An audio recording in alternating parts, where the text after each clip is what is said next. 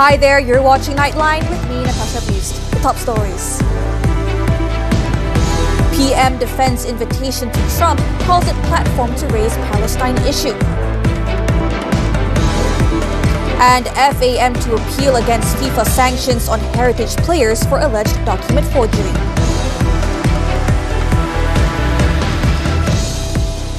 Good morning. The Prime Minister has rebuked critics questioning the invitation extended to United States President Donald Trump to attend the 47th ASEAN Summit in the capital next month. Datuk Seri Anwar Ibrahim said Malaysia must be strategic in negotiations, maintaining a firm stance on the Palestinian issue while at the same time safeguarding national interests. Kita di antara negara paling lantang pertahankan hak rakyat Palestin dan Gaza. Tapi janganlah perang. Kita kena gunakan saluran diplomatik, suarakan pandangan kita dengan tegas. Negara ini negara merdeka, negara berdaulat, negara yang bermaruah. Jadi kita berhak menyuarakan pandangan kita. Tapi kita kena pandai berkawan. Anwar said this at the Wira Madani Roadshow and the 20th anniversary celebration of the Malaysian Maritime Enforcement Agency in Sandakan, Sabah on Saturday. He added that those rejecting engagement with the US were disregarding the country's economic interests, particularly in the export of high-technology products. Dia tahu tak ekonomi negara ini? Tahu tak berapa ekspor E&E dan semiconductor Malaysia ke Amerika Syarikat satu tahun? 200 bilion ringgit. Ya. Tahu tak berapa ribu syarikat? Berapa puluh ribu pekerja? Malaysia's governance, foreign policy and clear open approach to diplomacy, he noted, have earned the country continued respect on the global stage. This is evident in Malaysia's role as a mediator in regional conflicts, including at the Thailand-Cambodia border and during Timor-Leste's transition to independence. The upcoming ASEAN summit will bring together world leaders, including from China, India, Australia, Canada, Brazil, South Africa, Japan, South Korea, and ASEAN member states. At a separate event, Anwar said the 2026 budget currently being drafted will strike a balance between economic demands and the needs of the people. He stressed that a conventional approach focusing solely on the economy risks burdening the majority of Malaysians, particularly those in the middle and lower income brackets. Kebajikan rakyat, keupayaan mereka menangani permasalahan kos sara hidup, soal perumahan dia.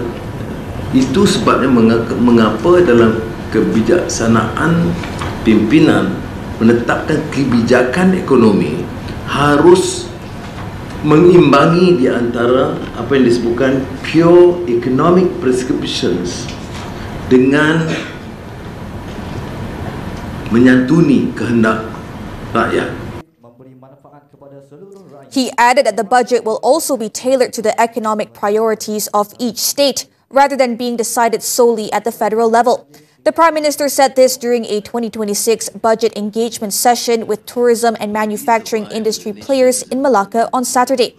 Also present was Malacca Chief Minister Datuk Seri Ab Rauf Yusof.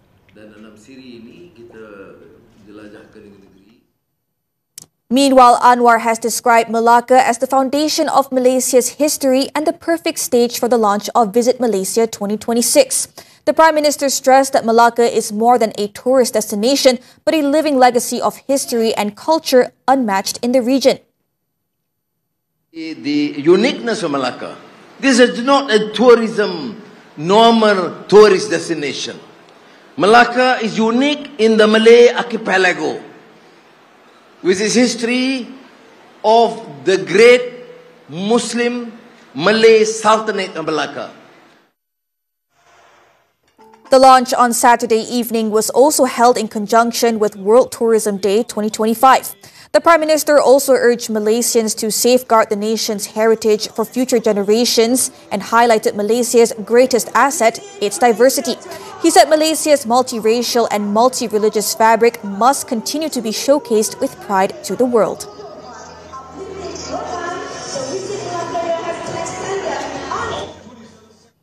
The first day of the targeted fuel subsidy implementation under the Budi Madani RON 95 initiative involving some 300,000 members of the armed forces and police went smoothly on Saturday. According to the Prime Minister, the security forces were chosen as the first recipients of Budi 95 in recognition of their service and sacrifice. Uniformed personnel met at petrol stations also shared their experiences of the new subsidy scheme. Checks found military and police personnel eager to be among the first to enjoy the reduced RON 95 price of RM1.99 per litre, down from the previous RM2.05. The refueling process was also seamless as they had already verified their eligibility and ensured their MyCard chips were working properly. Prosesnya lancar sebab bagi saya, kita orang sebagai polis, khususnya JSPT, memang menggunakan kenderaan sewaktu dalam tugas untuk tugas meronda dan sebagainya. Pulang alik bekerja dan balik kampung ke kan. Ini adalah saya nak, bagi saya sangat bersyukurlah bila PMX mengambil berat dan prihatin terhadap benda ni lah. Okey, saya sangat teruja dengan Budi 95. Kaedah pembayaran pun lancar, tak perlu beratur, menjimatkan masa saya.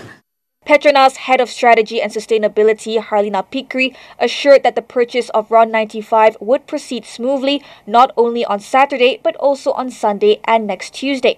So far, Alhamdulillah, everything online. So, sistem adalah yang paling utama. So, sistem dan digital kami dan also setter banyak membantu memastikan operasi selamat dan successful lah. Under the Budi 95 initiative, every Malaysian with a valid driving license will be eligible to purchase up to 300 litres of subsidised RON 95 petrol each month. For Armed Forces Chief General Tan Sri Muhammad Nizam Jaafar, Putrajaya's move to prioritise security personnel as the first group to benefit from the initiative is a clear sign of the government's care and concern. Pendapat saya, ini adalah satu usaha yang amat murni untuk membantu kami pihak keselamatan. Saya difahamkan bukan tentera, saya juga malah polis. Perkhidmatan sebulan untuk satu isi rumah untuk RM180. Yang ini saya pasti duit tersebut yang sepatutnya diisi pada minyak, mereka boleh buat yang lain. Meanwhile, Anwar said the decision to allow police and military personnel to be the first to benefit from subsidised RON 95 petrol was a gesture of appreciation for their role in safeguarding national security. Mengapa saya pilih untuk mulai hari ini kepada tentera dan polis? Alhamdulillah, rakyat tak komplain. Kita kenapa rakyat? Orang lain kena bayar RM2.5 lagi ni, tentera polis RM1.99. Tak ada yang komplain. Maknanya, Alhamdulillah, imej tentera dan polis negara ini diterima dan dihormati oleh rakyat.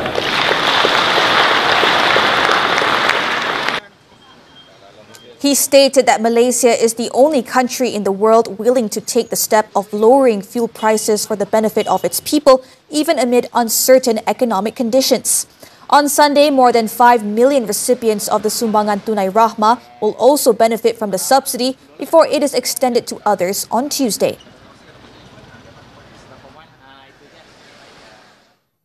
Meanwhile, the implementation of the Budi 95 initiative is being closely monitored. Unity Government spokesperson Datuk Fahmi Fazil said the main focus is on the system's server capacity to ensure all transactions run smoothly. Kalau kita kira jumlahnya agak besar dalam tempoh satu hari. So kita akan monitor dulu hari ini, esok, dan kita sekiranya perlu kita buat apa-apa adjustment terutama dari segi bandwidth untuk server, itu dapat kita persiapkan menjelang 30 hari bulan. Fahmi, who is also Communications Minister, added that so far the rollout has been smooth. He noted that the server handling the Budi 95 initiative can process over 30,000 transactions per minute compared to the server for the Sumbangan Asas Rahmah SARA program, which can only handle 3,000 per minute.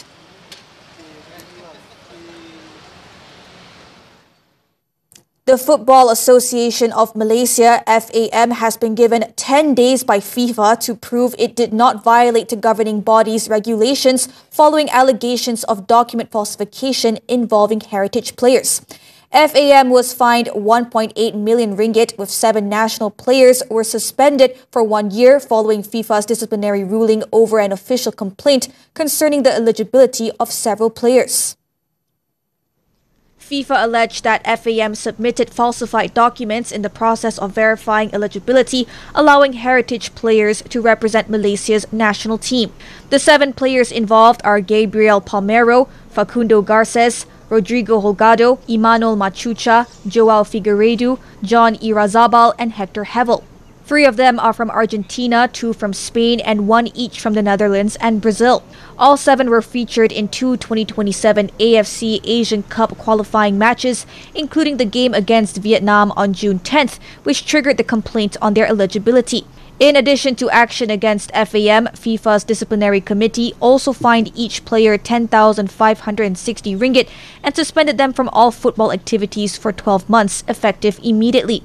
FIFA has also referred the issue of the players' eligibility to continue representing Malaysia to its football tribunal for further consideration. FAM Acting President Datuk Yusof Mahadi stressed that all documentation procedures had been complied with. He added that FIFA itself had reviewed the players' eligibility and had granted approval for them to represent Malaysia. He also confirmed that FAM will file an appeal to ensure the interests of both the player and the national team are protected.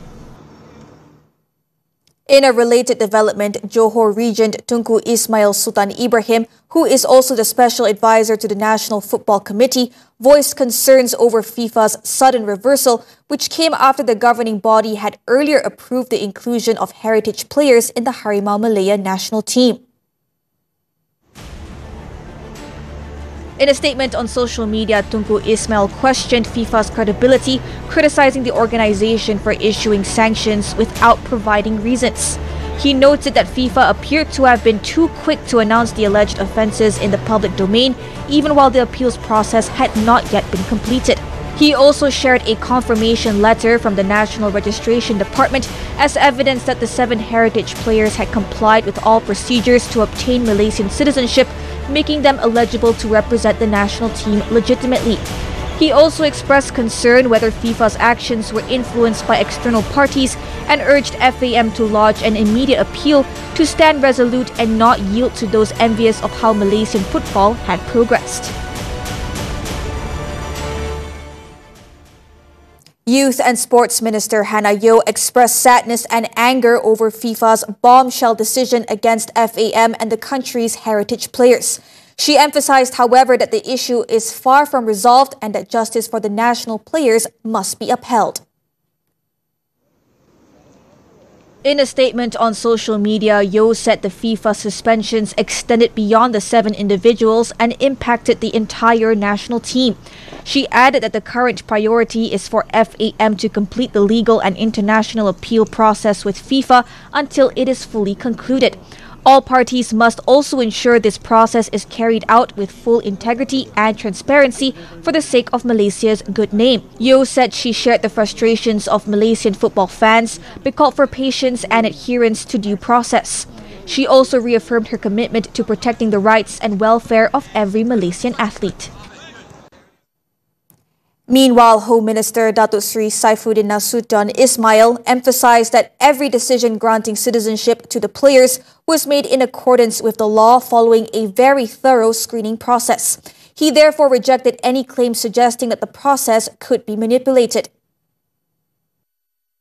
Proses pemberian warga negara ini satu proses yang sangat teliti. Sangat teliti. Ya, Ketua Setiausaha akan mempengusikan peringkat jawatan kuasanya, dia semua teliti. Dan yang kita teliti apa? Kesemua dokumen yang dikemukakan. Semua sekali. Dokumen seperti mana yang diperlukan mengikut undang-undang. Dan dalam kes ini, kesemuanya itu kita comply. Malaysia has called on the international community to impose a comprehensive arms embargo on Israel, including the suspension of all existing agreements to supply military weapons. Foreign Minister Datuk Sri Muhammad Hassan says such a move would deny Israel the tools of genocide it continues to use in its assault on Gaza. Amanda Lopez reports from New York. Speaking at the Hague Group ministerial meeting to halt the genocide in Gaza, Muhammad urged the coalition of 34 countries to unite in calling for a global arms embargo against Israel. In his special address, the minister also stressed the need to intensify engagement with the United Nations Security Council to press for the enforcement of the embargo and related sanctions. Increasing our engagement with members of the Security Council in order to push them to invoke the UNSC mandate under Chapter 7 of the UN Charter to impose an immediate arms embargo and economic sanctions on Israel. He added that to strengthen these efforts, closer cooperation must also be pursued with other groups committed to advancing Palestinian rights, such as the UN Committee on the Exercise of the Inalienable Rights of the Palestinian People and the Organisation of Islamic Cooperation or OIC. Koordinasi secara suatu suara yang besar, OIC, perlu diadakan dan dilaksanakan, dan kita mendesak supaya suara dan juga keputusan OIC ini dibawa ke peringkat lebih tinggi lagi di peringkat bangsa-bangsa bersatu dan dilaksanakan dengan secepat mungkin.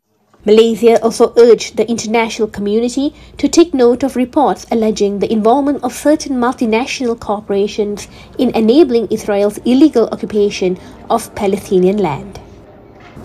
Malaysia is using two key platforms, the Hague Group and OIC, to pressure UN to impose immediate arms embargo and economic sanctions on Israel via the Security Council, as every day without action means more lives lost in Gaza. Amanda Lopez, New York, TV3.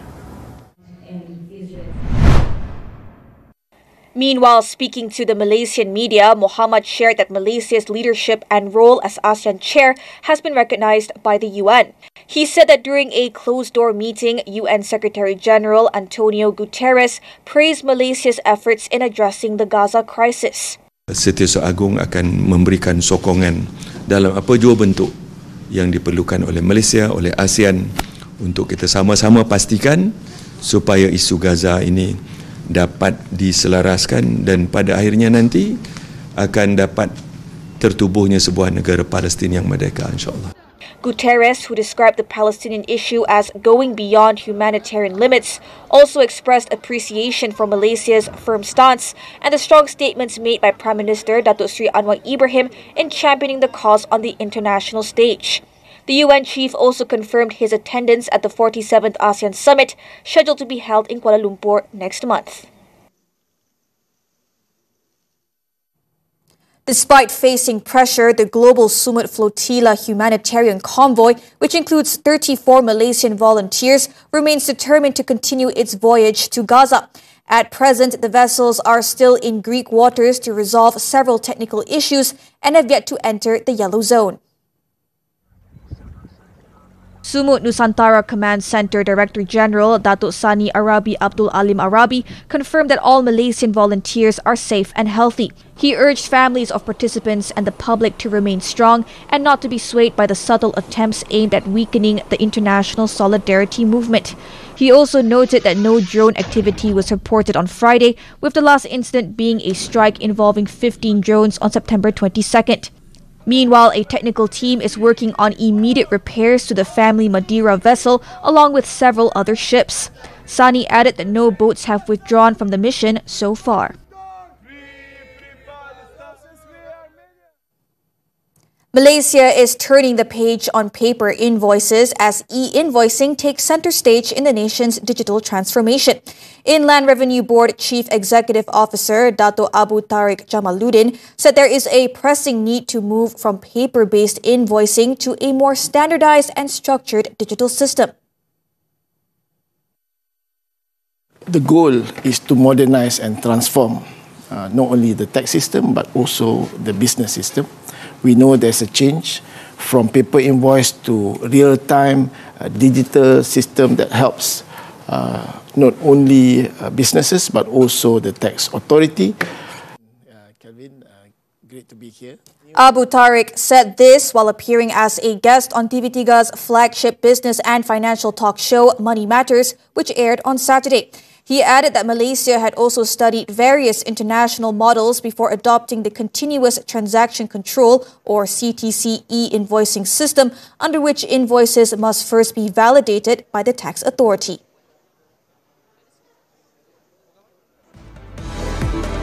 Education Ministry orders probe into 9-year-old's death in sewage pit. This and more from the local front after this breather. Welcome back.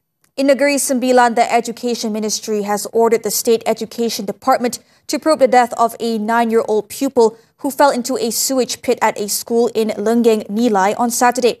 Director General Muhammad Azam Ahmad said the ministry has reminded school administrators, district education officers and state education departments to secure all school facilities and ensure that pupils are safe at all times.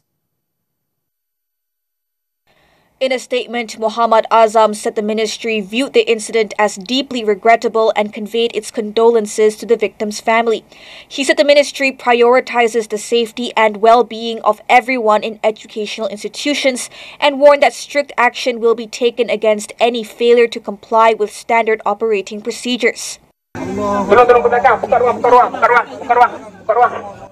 It was reported earlier that a member of the public saw the victim fall into an uncovered sewage pit behind a school block during a sports event at around 9:20 a.m. He was rescued and rushed to Tuanku Jaafar Hospital but was pronounced dead while receiving treatment. A post-mortem will be carried out at Rumbau Hospital to establish the victim's cause of death. Initial investigations indicate the incident was an accident with no elements of foul play.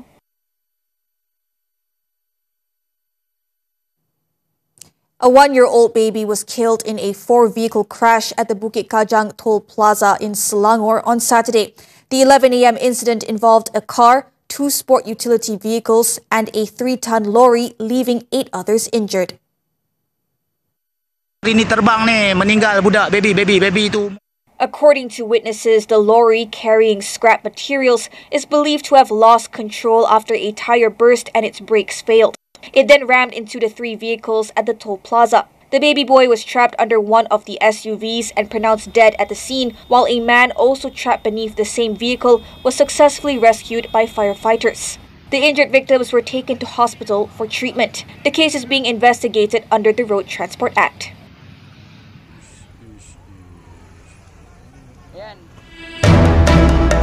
Death toll from storm Bualetin rises to 19 in the Philippines. The details when Nightline returns. On to the foreign front. Israel has continued its brutal attacks on Gaza, killing scores of Palestinians in what has been described by the UN Palestinian Relief Agency UNRWA as hell for those in the enclave. At least 82 Palestinians have been killed since dawn, with 45 killed in Gaza City alone, which is the focus of the Zionist regime's new offensive on the enclave. UNRWA chief Philippe Lazzarini described the worsening humanitarian situation in Gaza as increasingly severe and difficult to put in words. Meanwhile, the Zionist military estimates that around 700,000 Palestinians have been forcibly displaced by the offensive, pushing them into an ever-tightening area around Al-Mawasi.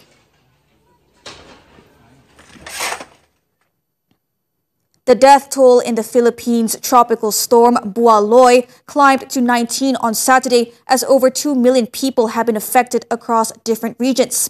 Authorities reported that over 400,000 people have been evacuated to safe locations so far, while thousands more have been displaced. Some 32 cities and municipalities have been placed under a state of calamity as strong winds interrupted power supply in 143 cities and municipalities. Heavy rain, strong winds and floods also damaged over 5,200 houses, and more than 7,000 passengers were stranded in ports due to rough sea conditions. Bualetin brought torrential rains and powerful winds to the central Philippines and southern Luzon on Friday, posing additional threats to residents who remain in flood-hit Bulacan.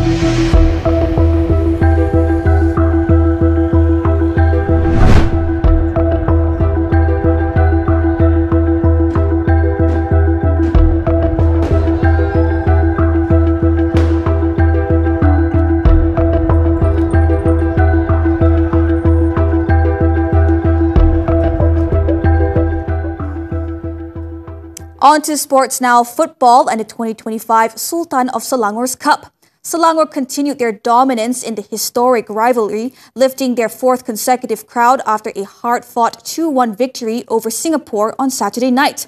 The Red Giants struck first through Harry Danish to send their home fans into celebration, but Singapore hit back through Takumi Yokoyama to level the tie. With the score locked at 1-1, the match looked set to go to a penalty shootout. But in the dying minutes, Brazilian forward Trigor Moraes stepped up to the spot and coolly converted, sealing Selangor's 12th title in the storied rivalry. Still on football, the Super League. 2 more matches took place on Saturday night. Negeri Sembilan FC extended their fine run with a 3-0 win over Sabah FC.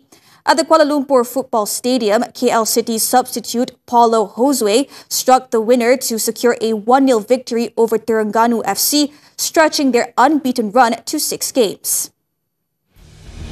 The home side came close in the 24th minute when Nicolau Cardoso hit the post before play was briefly halted by heavy rain.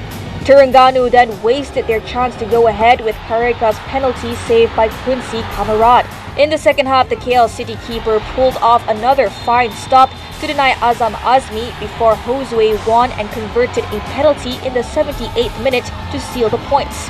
The victory keeps Risto Vidakovic's men second in the standings, just 2 points adrift of champions and leaders Johor Darul Tazim.